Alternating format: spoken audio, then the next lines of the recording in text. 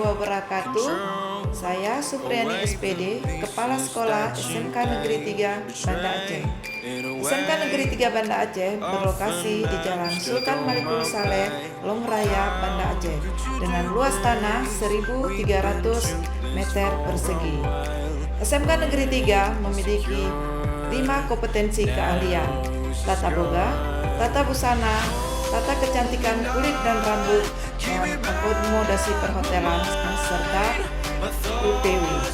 SMK Negeri 3 Banda Aceh memiliki guru 79 orang. Kami memiliki 79 guru yang kompeten di bidangnya masing-masing, serta jumlah siswa 849 orang.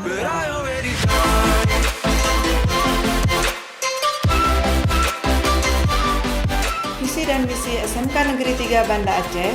Visi menjadikan SMK unggul yang menghasilkan tenaga yang profesional, yang beriman dan bertakwa, memenuhi standar nasional dan internasional.